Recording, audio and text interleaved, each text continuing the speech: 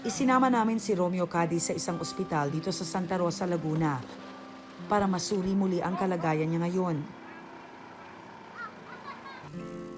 Hindi ka hirap matulog. Hirap ka matulog. Kumain, hirap ka rin syempre, no? Ayan, lumalaki yung nasa bibig mo. Dito sa likod, nagkakaroon din ba ng bukol? Ano lang po, parang lumalaki yung ulo ko. Yung bato po lumawala. Ikaw ba naniniwala pang may milagro na pwede pang mangyari? Opo, ay nga po yung nasa yung pinaniwalaan ko, bago nga lang po.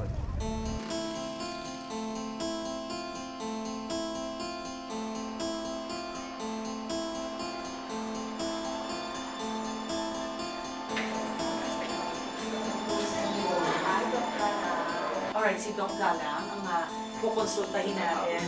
Oo. Doc, I'm sure hindi lang to first time na makakita kayo ng ganitong pasyente, ano? Pag nakaka-encounter ba kayo, ano usually ang parang initial impression nyo, ang impression nyo? Unang-una po, sa ano pa lang po, appearance pa lang po ng pasyente, it's parang masyadong malaking bukol. Yes. So kailangan po itanong po sa pasyente kung kailan po nagsimula. Kailan po unang nakita po yung bukol. May dala siyang mga papel, Doc, eh. Siguro bigay natin sa kanya, Romeo. Ayan. So ito po yung clinical abstract po from PGH. Nakalagay po dito na diagnosis po is yung po maxillary malignancy. Iniisip po nila kasi is Anong ibig sabihin? para po may tumor po o neoplasia po dito po sa lugar ng pisngi. Oo. Tapos po, meron po silang nilagay po dito na resulta po ng biopsy. Ito po yung Kaposiform hemangioendothelioma. Dito po ay isang klase po kasi ng bukol na rare. Rare po ito na hindi po palaging nakikita. Yes. Usually po ito nakikita sa mga bata from baby hanggang teenager. Pero baby pala, nandun na. Ganun ba yun? Pwede po mangyari po yan, na baby pa lang, lumabas na po. Kasi po, sa physical appearance lang po, baka kung nakain ako pati yung buto. Yes, yes. Nung lumaki po yung bukol, dahil po ito po ay aggressive na tumor, Yes. marami na po nasira. Kaya po yung mata po niya, natutulak na po siya palabas. Natutulak na po itong isa, tapos po nakita niyo yung ilong, nawala na po yung forma. Pagkatapos, sinimulan ng eksaminin ni Doc Galang si Romeo. Nalang-alam po natin.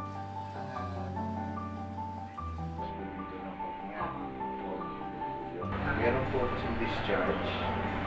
Fluid yun, Doc? Mas po. Bukol po na meron pong discharge ako.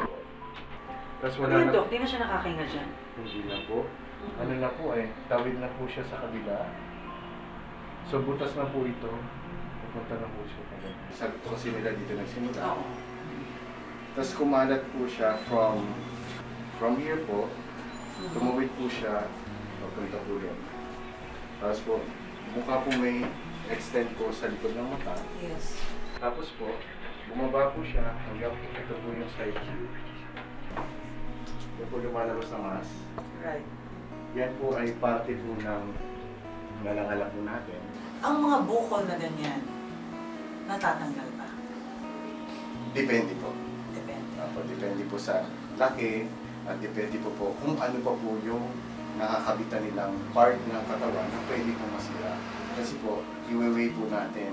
Kung yan po ay tatanggalin natin, tapos mawawalan po siya ng mata, mawawalan po siya ng ibang parte, tsaka po yung alalahanin po natin kung kakayanin po ng katawan niya na mag-heal after po nung. Kasi po sa itsura po ng pangatawan po niya ngayon, mahinang-mahina po siya. Sa kabila ng lahat, malaki pa rin ang pananalig ni Romeo sa Panginoong Diyos at buo ang pag-asa na gagaling pa siya sa kanyang karamdaman.